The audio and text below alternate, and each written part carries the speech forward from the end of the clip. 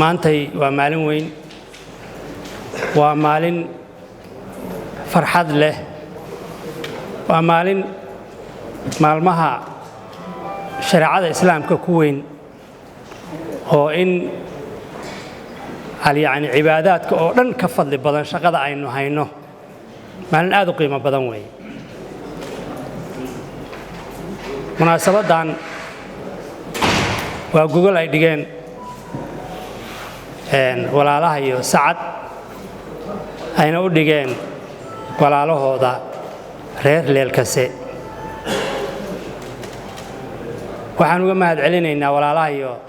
gogosha ay dhigeen oo quruxda badan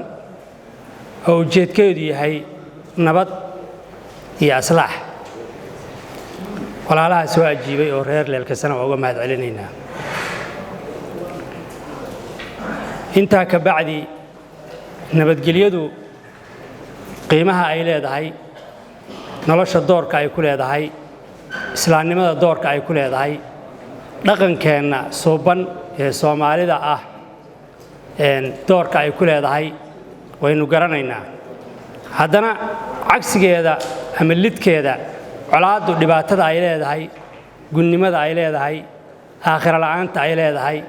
ehel la'aanta ay leedahay foolxumada ay leedahay fakhriga ay leedahay iyo cadaabka dambe oo ay leedahay innaga oo garanayna maanta munaasabadani waa munaasabad ku saabsan in la nabdo waa munaasabad ku saabsan in la heshiiyo waa munaasabad ku saabsan wixii soo dhacay in la iska iloobo qof kasta ama nabadoon kasta oo meeshaan fadhiya marka la isaga kiintago aan isaga kiintagno annagoo dul joogtada aan marraba ka tagi doonin mas'uuliyad gaar ah qof walba ku saaran oo Ilaahay kugula xisaabtamayo oo maalintii yawmal qiyaama aad la tagaysid qof walba oo halkaan fadhiya oo labada reer ah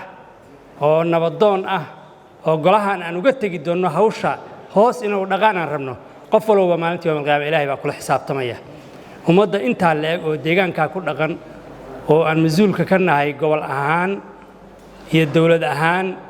ama degmo ahaan baan mas'uulka ka nahayna qoorteeda idinka maanta la idin dhibay oo gacanta la idin saaray inaad bireysaan oo surka ka jirtaan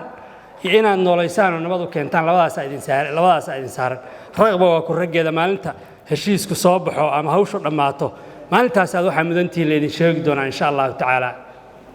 waxaan idin ka filaynaa anoon rajo xumayn inaad nabad keentaan waxaan idin ka filaynaa inaad walaalnimo keentaan waxaan idin ka filaynaa in sidii la aqoon jiray oo ehelnimada ahayd oo walaalnimada ahayd oo islaamnimada ahayd go'aanadiina inay ku salaysnaan doonaan baan idin ka filaynaa intaas waa dardaaranka odayaasha iyo shirka doorka annaga maamul ahaan aan leenahay dastuurka dawladda Puntland qodobkiisa 108aad xarfaha 4 iyo 5 iyo 6 waxay ka hadlaan heer dhaqameedka nidaam dhaqameedka iyo sidaan oo kale odayaasha isugu yimaado dhaqanka oo aan shariicada islaamka baalmarsanayn saddex shay baa annagana laga rabaa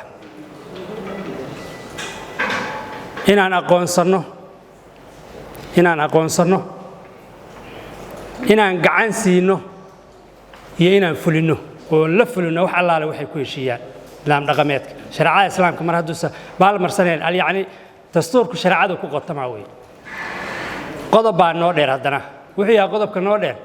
maxkamadaha darajada koowaad baan ka diiwaan gelinaynaa waana fulinaynaa sidaa daraadeed labada maamul annagoo ah waxaan ballan qaadayaa weliba anoo afka ku hadlaya kalsooni ka qaba maamulka galmudug ee heer gobol iyo heer degmo inaanu fulin doono dul joogtayn doono dhinacyada qaban doono marnaba aanan sii dayn doonin nabadana inaan ka shaqayn doono wax allaale wax idin ka soo baxana aan fulin doono